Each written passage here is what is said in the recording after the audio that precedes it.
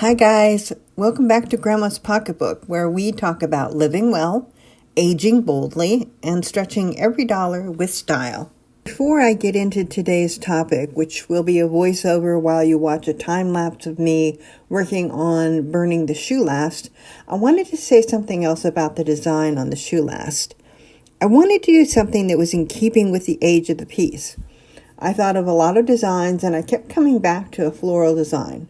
One, because I don't suck at doing floral designs like I do when I try to do animals. I just can't seem to get the fur to look realistic. But I thought if I was going to do a floral design, I wanted to do something vintage looking. I really enjoy looking at vintage botanical illustrations, so that's where the idea started. But the florals chosen had to mean something to me. Growing up, my mother had a wonderful cottagey flower garden. It was filled with lilacs, gladiolas, roses, sweet william, marigolds, and morning glories. In the late summer, one of my jobs was to deadhead some of the flowers and bring in the seeds from the marigolds and the morning glories. I don't know if my mother ever used those seeds or if she was just trying to keep me occupied, but I loved doing it. So I decided the flowers on the shoe last would be morning glories, and to bring in that feel of a vintage botanical illustration, I added the botanical name Epomea purpurea, if I'm saying it right. That's the story behind my choice of design. Now let's get on with the time lapse and today's topic. So today, let's flip the script on aging. People act like getting older is some kind of personal failure. You hear things like, "Hey Grandma, nice age spots," or "Okay Grandpa, no need to rush," like somehow getting older is a punchline instead of a privilege. But today, I'm here to tell you that growing older, especially as a single woman on a budget, isn't just okay, it's beautiful. In fact, it can be joyful in ways you might not expect. So grab something cold to drink, kick off your shoes, and let's count down 10 unexpected joys of growing older from someone who's living it. Number 1, you stop caring what people think. Let's start with that big one. You stop giving a bleep about what anyone thinks. In my younger days, I wasted so much time worrying about my thighs, my laugh, my house, my clothes, trying to be pleasing, because I grew up in that in-between era where women were told that they needed to be sweet, but they were also becoming more independent. I was 19 when women were granted the right to obtain credit cards without needing a male relative to co-sign. Now, I wear what I like. I laugh out loud. I can decorate my apartment with vintage teacups and plastic flamingos if I want to. I don't want to, but, it's liberating. Number 2, you finally know yourself. Like I said, I used to think I had to be a certain type of woman. Sweet, partnered, polished, perfect. Smart but not too smart, and able to juggle everything.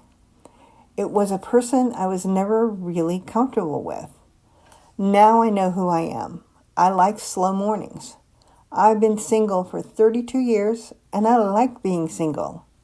I like traveling alone. I like creating things with my own 2 hands.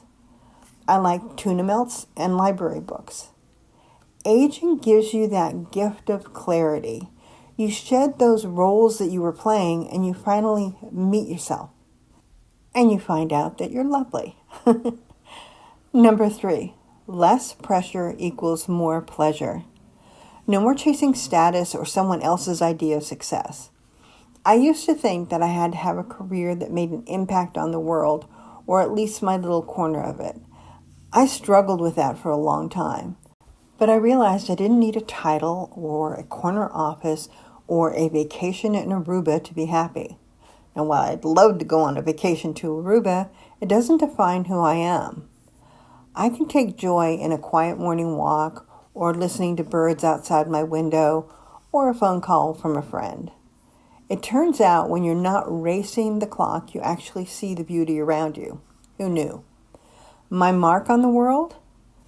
My 2 amazing sons and my even more amazing grandsons. Number 4, you curate your circle.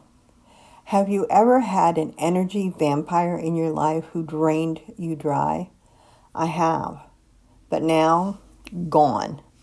As we get older, we get better at setting boundaries. I spend my time with people who make me laugh, who listen when I talk, and don't mind that I prefer to wear knit pants and t-shirts.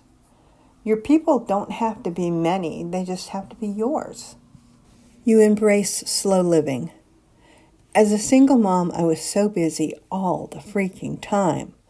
Always late, always rushed, always worried about getting things done right.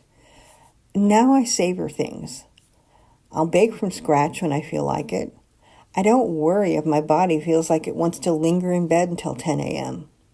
I'm happy sitting outside and just watching things.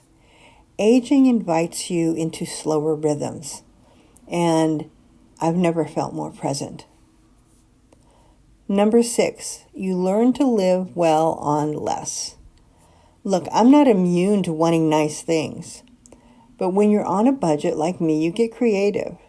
Yard sale and thrift store finds can become treasures. You start to reimagine dollar store items. And once you have surrounded yourself with a few things that you love, you start to realize that you don't need more. What you need is meaning. And that meaning comes in the simplest pleasures. Working on an art project, reading a library book, listening to some music from 50 years ago, spending time with the little humans. I don't feel poor. I feel resourceful. Number 7, you make peace with your body. Honestly, this has been perhaps the hardest thing for me. This body has carried me through breakups, jobs, moves, illnesses, and joy. So yes, I've got some aches. And yes, things have shifted a lot. And I'm trying to drop some pounds that will help me with my mobility. But I look at my arms and the age spots and I think, you've held babies, you made art, you lifted boxes and you hugged friends. You've done good. I don't strive to look 30.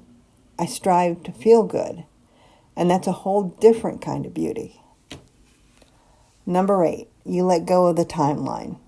There's no such thing as too late, people. Everybody talks about how you're reaching the end of your runway. There's still runway ahead of you. I learned how to code and create websites at the age of 60. True. At 62, I taught myself how to do gourd art. Then I added skills like sculpting, pyrography, and painting. And now I've learned how to create videos. Too late to try a hobby? No. Too late to travel? Nope. I may not have the money to travel internationally, but there's so much to see nearby. Too late to learn Spanish or dye my hair purple? Definitely not. Growing older isn't a dead-end road. There are still roads you haven't traveled, and you're still becoming. Number 9, you find your voice. I don't stay quiet anymore. I speak up for myself, for others, for what matters. As a matter of fact, as I sit here, I'm wearing a t-shirt that says, I won't be remembered as a woman who kept her mouth shut. And surprise of surprises, people listen. I guess to some people, seniors are transparent. Maybe you just need to talk a little louder to those people. Because with age comes experience, and with experience comes wisdom. Don't let anyone tell you older women should stay in the background. We are powerful. Number 10, you realize how precious life is. Every birthday is a miracle. Every cup of tea, every sweet text from my grandsons, every shared laugh, every morning I wake up and breathe deeply, that's gold. When you've lost people, and we all have, you start to see life not as a to-do list, but as a gift.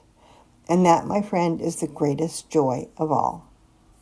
So next time someone says, hey, Grandma, like it's an insult, smile sweetly and say, thank you, I earned this.